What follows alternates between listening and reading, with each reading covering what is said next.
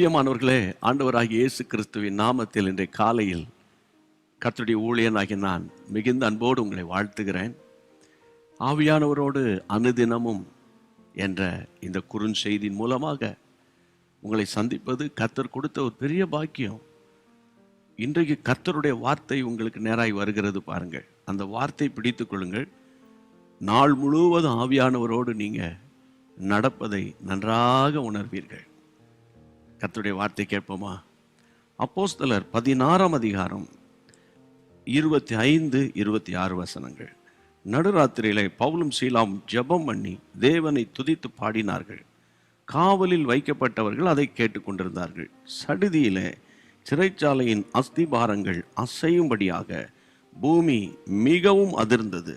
உடனே கதவுகளெல்லாம் திறவுண்டது. எல்லாருடைய கட்டுகளும் கழன்று போயிற்று. பொதுவாக இந்த சம்பவம் நாம் எல்லாருமே அறிந்திருக்கிறோம் பிரியமானவர்களே. ஆனால் ஒன்றை நீங்கள் யோசிக்க மறக்கக்கூடாது. பவுலும் சீலாவும் தாங்க முடியாத அடிகள் பட்டு காயங்களோடு கட்டுகளோடு தொழும் அறத்தில் கட்டப்பட்டிருக்கிறார்கள். சுவிசேஷத்தின் நிமித்தம் நிந்தை வேதனை அனுபவிக்கிறார்கள். நடு ராத்திரி ஒன்னே ஒன்று, அவருடைய வாயை மாத்திரம் கட்டலை. வேதம் சொல்லுகிறது, அவர்கள் இரவிலே தேவனை நோக்கி ஜெபம் பண்ணினார்கள், பாடி துதித்தார்கள்.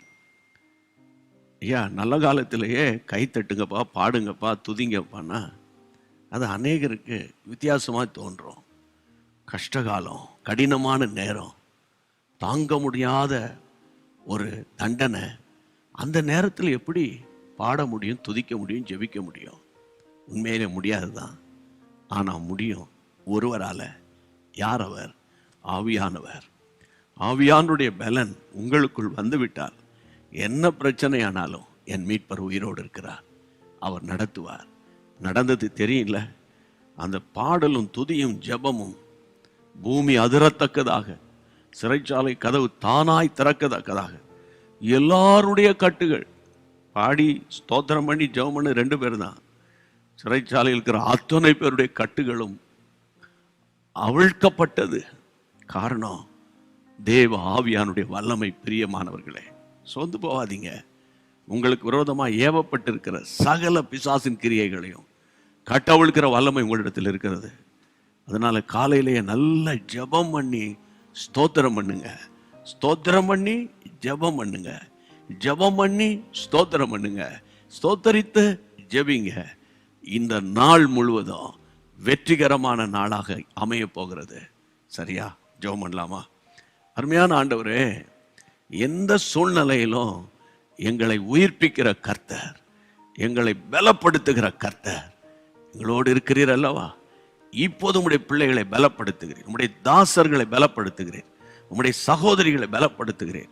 தேவனுடைய அபிஷேகத்தின் வல்லமை உச்சம் தலையிலிருந்து உள்ளங்கால் வட்டம் ஆண்டவரே, ஆண்டவரே, 1000 மடங்கு இறங்குவதாக.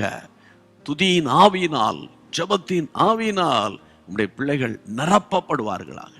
ஜெபத்தை கேட்ட தேவனுக்கு ஸ்தோத்திரம், ஸ்தோத்திரம், ஸ்தோத்திரம், ஸ்தோத்திரம். இயேசுவின் நாமத்தில் பிதாவே, ஆமென்.